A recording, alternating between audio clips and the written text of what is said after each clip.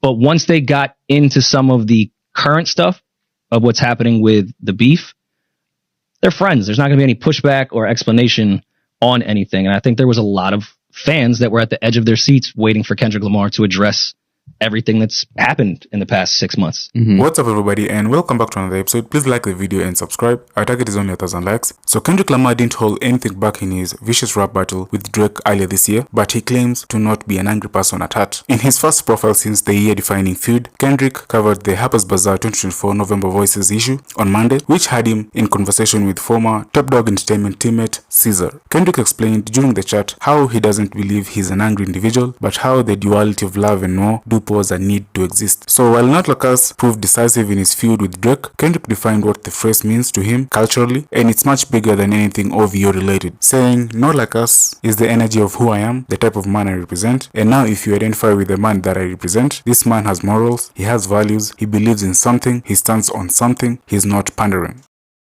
And I like that SZA and Kendrick have a relationship where they can discuss some of the stuff that they talked about, get deep. They're both spiritual people. I enjoyed the combo for what it was. I just don't know if this was the time to do this SZA safe interview with everything that's going on, the way fans demand certain interviews at times like this. Because SZA, being his friend, I thought asked incredible questions, which we'll get to because I want to ask them all the exact same questions. I think she's a great interviewer. But once they got into some of the current stuff of what's happening with the beef, they're friends. There's not going to be any pushback or explanation on anything. And I think there was a lot of fans that were at the edge of their seats waiting for Kendrick Lamar to address everything that's happened in the past 6 months. Even like SZA, rightfully so, was not scared, but like, yo, do you even want to go here? And they had a quick Not Like Us conversation, which was kind of just speaking in circles, to be quite honest to me. This was the only question where I was like, all right, man, I didn't need this. Everything before that I thought was great. And I loved their back and forth. But when she asked to break down Not Like Us, and we don't even like really get to the nitty gritty of what that song is about. And then it just becomes, yo, it's because I have morals and values. If you identify with that, you identify with Not Like Us. Like, all right, man, you called him a pedo. Can we get into that?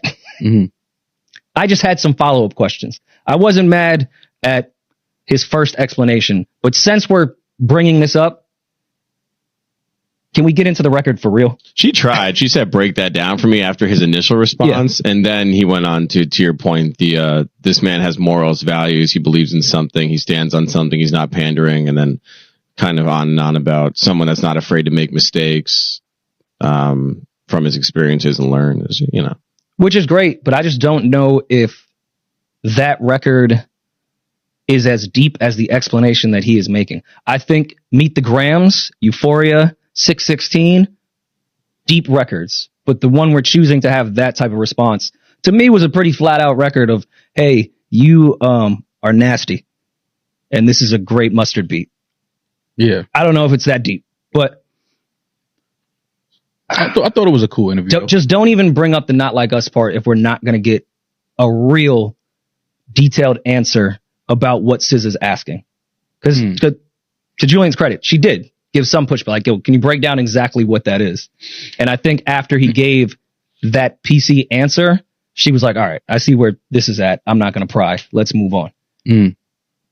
But other than that, I thought it was a phenomenal interview.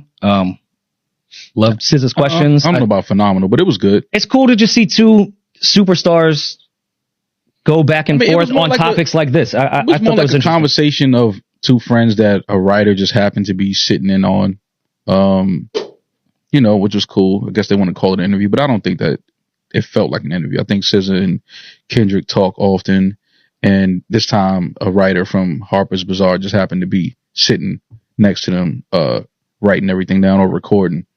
But Kendrick, I like some of his answers. For me, him breaking down the record and the man that he is was the most interesting part. Only because I respect it. I respect Kendrick as an artist. But if you say he's a man with morals and things like that, I just, again, if things are true, then so be it. If not, then you got to wear it. But to have morals, to say you're a man of morals, but then, make that allegation that somebody is a pedo, And, what we know, if Kendrick has information that we don't, but from what we know, that man is not a pedophile. I just look at that a little like, I don't know if somebody with morals does that. That's why I just wish they would have left it alone. Unless we were getting a full blown interview about this past year, not just his personal stuff, then I just leave it alone. Yeah. Like I love the personal stuff they talked about. I think it was an extension of some of the questions that I had after Mr. Morale, like of his journey. And I think SZA got into that bag and kind of extended Mr. Morale to where he's at now. Cause Mr. Morale is what, 3 years ago? 2. So it was nice to hear the update of, Kendrick's healing journey and that entire thing. The interesting part was, when SZA broke down the way that she writes and records and she from the lens of other artists. Let me tell you this. I've seen everybody online say it, but I keep telling y'all, I've been gaining more and more respect for Kendrick. You know why? He's a cold motherfucker. He's a guy who knows how to rock the culture to sleep, and I've compared him to Jay-Z. Jay-Z did that to us multiple times, played in our face. A guy who claims he stands on morals and principles, but every time we see his actions, it seems like it's not the truth. A guy who say he's only for the culture, but as soon as he gets an opportunity to go get on a platform that's non-cultural, he runs to it. I love it. I love it. Because I like when niggas like Kendrick rock you bitch ass niggas to sleep, and with this culture shit, and then shits on you every single time. Oh, it's all about the culture. You were rocking with Colin Kaepernick, but now you don't give a fuck because Super Bowl's time is here. I bet. Say less. Oh, listen. Oh, we gotta watch the culture die. What about these radio personalities and media niggas? And when you could give a nod to a nigga you think, you ran to do your first interview at Harper Bazaar? Real nigga. I like that. I like when an artist plays in the face of these niggas. Yeah, he's playing with y'all. The nigga rap that Drake was a colonizer. Nigga, at least Drake trying to tap in with me, Kai, and like some little streamer niggas. The first interview this nigga did, we don't even know what a Harper Bazaar is.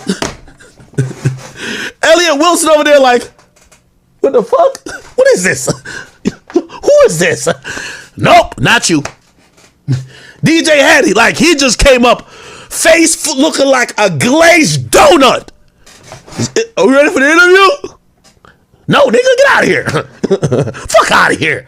It's not time for no goddamn interview with you, bum. Get out of here. What?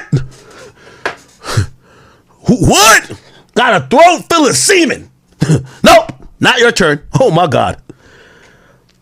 Who gets the first look?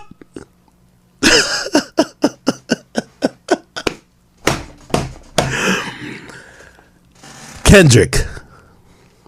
Kudos. Fucking great. I like it.